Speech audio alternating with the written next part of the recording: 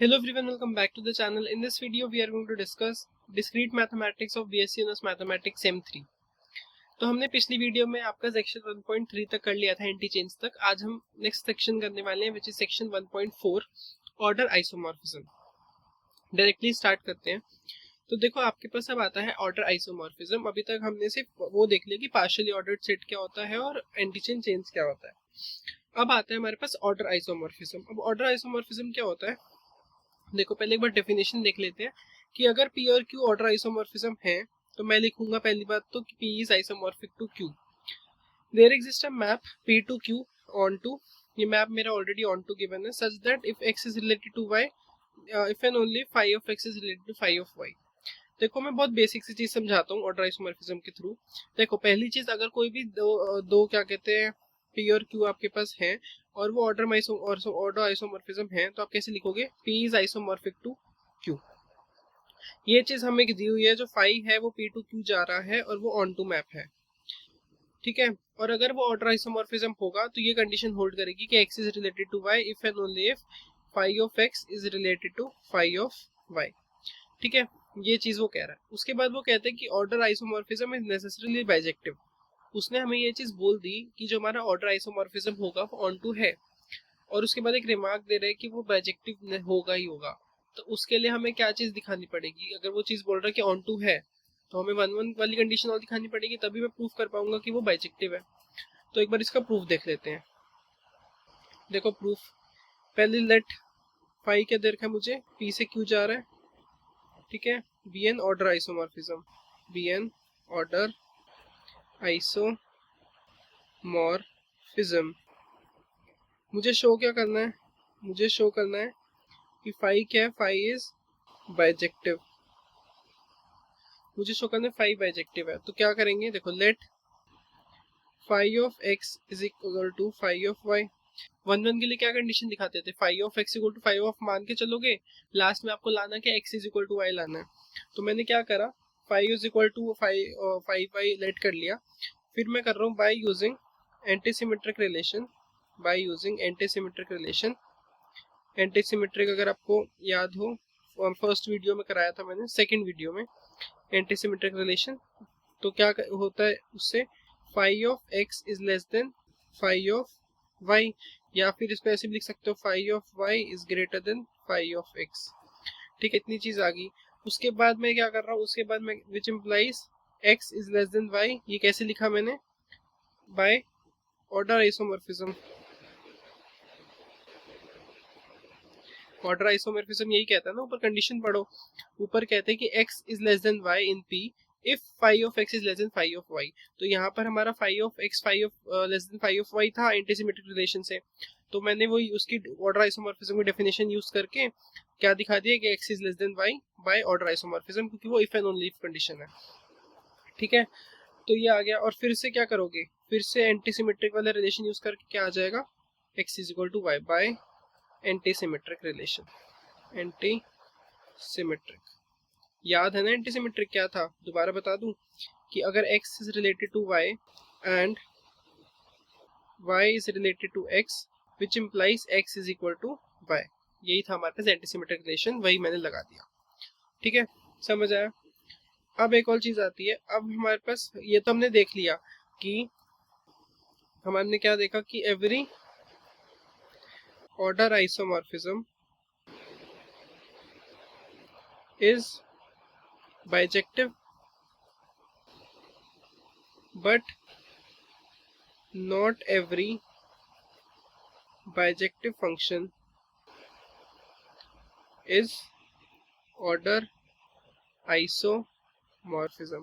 कहने का मतलब है कि हर एक ऑर्डर आइसोमॉर्फिज्म बाइजेक्टिव होगा, बट ऐसा जरूरी नहीं है कि हर एक बाइजेक्टिव फंक्शन ऑर्डर आइसोमॉर्फिज्म हो, ठीक है. Converse is not true. एक ही साइड से है कि ऑर्डर आइसोमॉर्फिज्म बाइजेक्टिव होता है, बट इसका कन्वर्स ट्रू नहीं है, ठीक है. इसका एक एग्जांपल देखते हैं हम. देखो, अगर हमारे पास ये दे रखा है कि if P is equal to, हमें दे रखा है P 2 दे रखा है और Q भी 2 दे रखा है.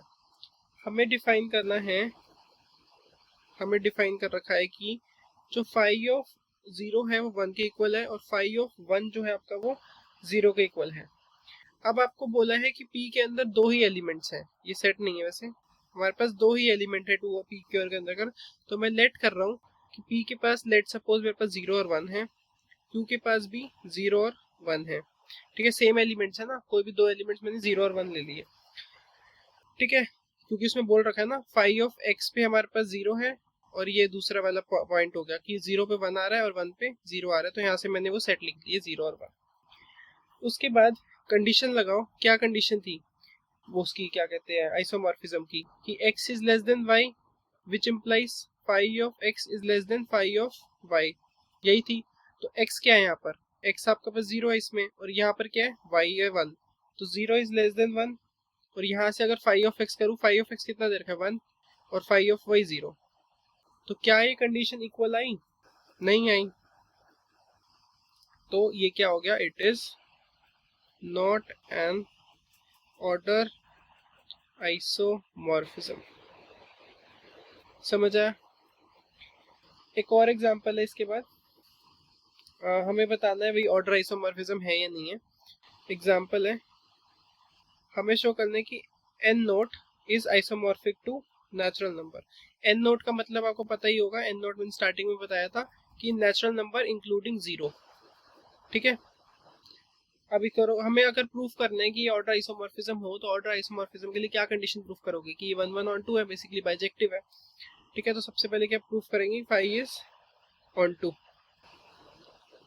ठीक है, let m belongs to n, वही लगा रहा हूँ condition, m belongs to n, there exist n belongs to n naught, such that हमारे पास क्या आना चाहिए कि फाई ऑफ n जो है वो m के इक्वल हो।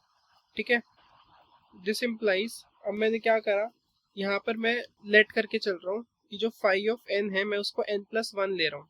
ठीक है, क्योंकि मुझे प्रूफ करना है तो मैं एज्यूम कर सकता हूँ, तो मैंने n+1 ले लिया, तो ये आ गया n+1 is equal to m।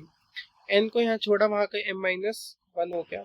So from m belongs to n, जो मैंने m माना था बिलोंग्स टू नेचुरल नंबर्स, क्या एग्जिस्ट करा वहां पर, एक n-1 एग्जिस्ट करा, जो किसके अंदर आ गया, n नोट के अंदर आ गया, सच दैट जो मेरी कंडीशन थी phi of n is equal to m वाली, वो हमारी प्रूव हो गई।